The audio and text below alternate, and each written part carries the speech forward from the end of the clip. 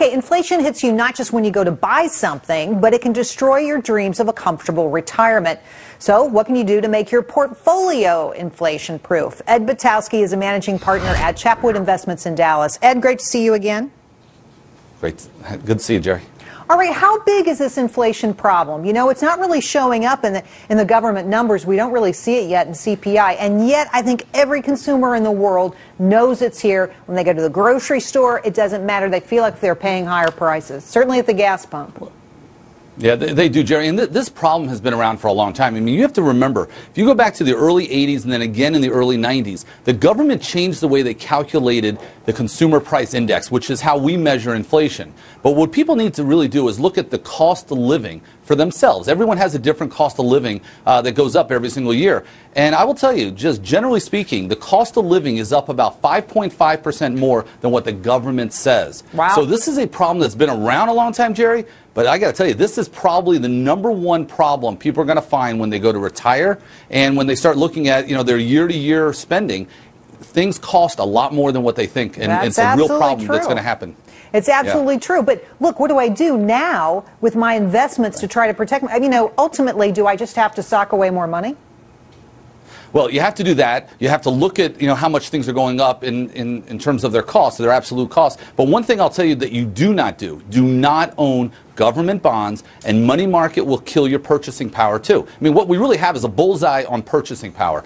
And you have to look at your portfolio like this: growth plus income, subtract taxes, and subtract not inflation, but subtract your cost of living adjustment, how much it costs you to live every year. And when you do that, most people are going to get really shocked and realize that they need to earn at least 7 to 8% on their portfolios. Gerri, ready for this?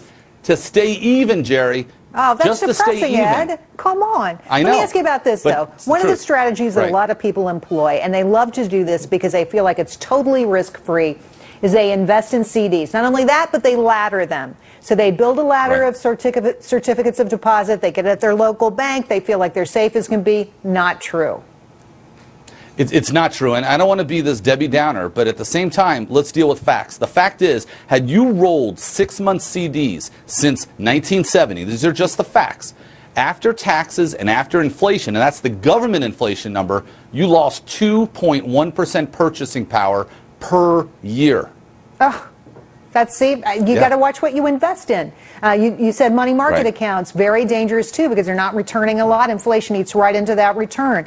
Let's talk for a second about Treasury inflation protected securities. These are TIPS. They're issued by the government. They're supposed to protect me from inflation. And yet, Ed, you still don't like them.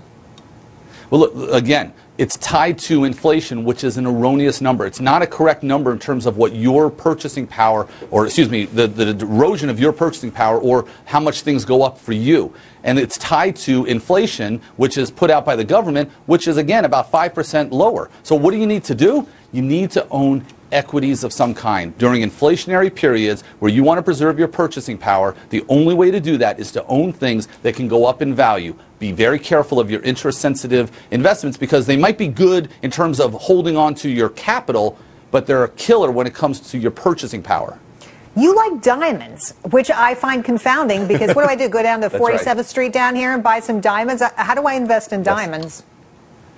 Well, I'll tell you, there's a list out there. There's a man named Rappaport who put out a list, and it really is sort of like the stock market of diamonds. And anytime you go into a jewelry store, try to buy diamonds 30 to 40% off of the Rappaport list. But diamonds, just like gold and silver and some of these other commodities you can put your hands on, will go up in value. And I'll tell you right now, diamonds have not appreciated as much as some of these other commodities.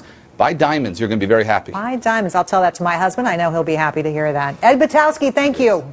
Great to see you. Thanks for having me.